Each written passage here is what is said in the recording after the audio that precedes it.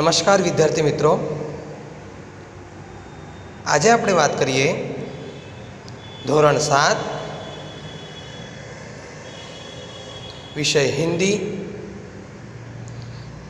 વિષયાંક છે આપણો इकाई 2 हम भी बने महान. बच्चों,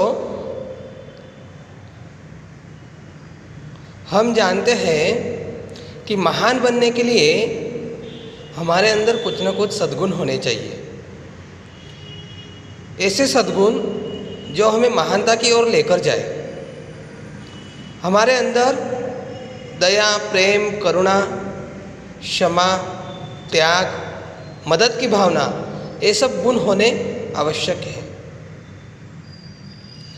हमारी जो आगे की इकाई है, इकाई 2 हम भी बने महान, उसमें यही बात हमें समझाई गई है. छोटे छोटे कार्यों से व्यक्ति कैसे महान बन सकता है, महानता की ओर वह कैसे आगे जा सकता है, उसके बारे में हमें बताया गया है. कई सारे नेताओं के यहाँ पे उदाहरण दिए हैं, कई सारे महान लोगों के उदाहरण दिए हैं.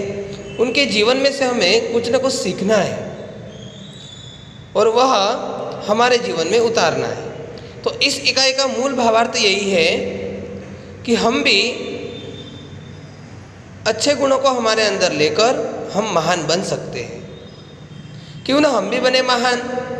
इस इकाई में वही बात हमें समझाई गई है. सीधे साधे कार्य एवं घटनाओं में कर्तव्य पालन, प्रामाणिकता, मानवता, अविरत अभ्यास आदि तत्व जुड़ने पर कार्य और कर्ता दोनों की गरिमा और महिमा बढ़ जाती है. जो कार्य है वह तो छोटा है, पर उस कार्य को करने वाला उस छोटे कार्य को प्रामाणिकता से करता है, कर्तव्य पालन से करता है या नहीं, वह उस कार्य को करने के बाद ही पता चलेगा. कार्य भले छोटा ही क्यों ना हो, पर प्रामाणिकता से हमें करना चाहिए.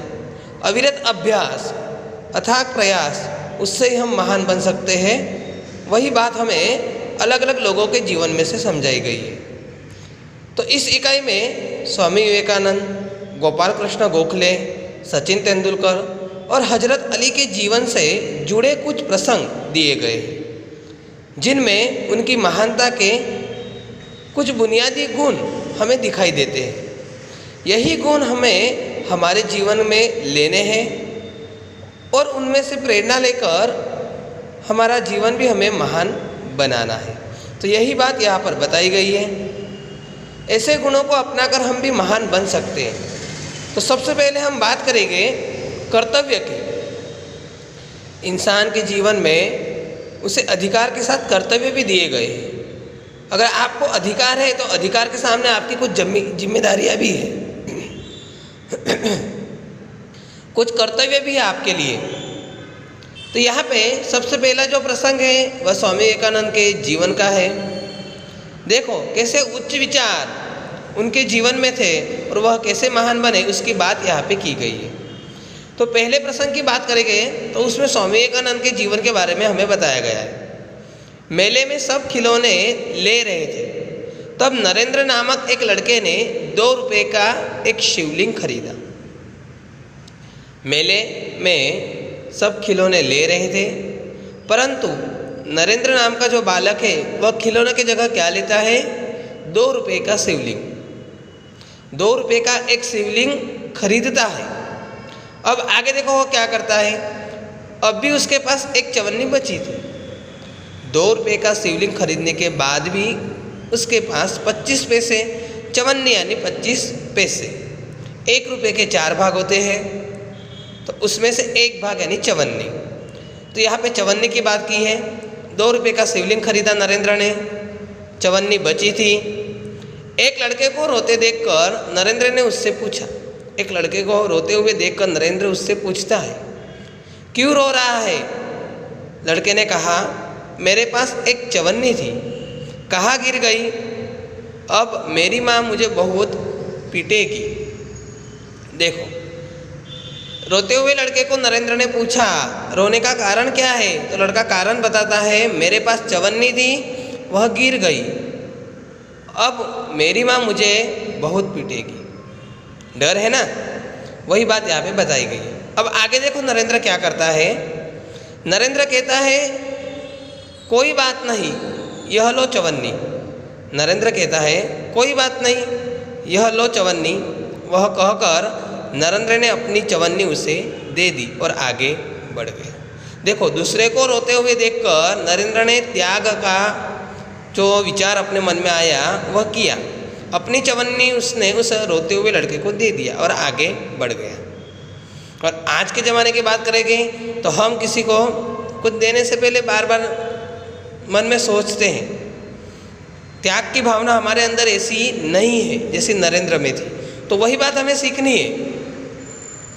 अभी नरेंद्र कुछ दूर ही गया था कि सामने से एक मोटर आई दिखाई दी।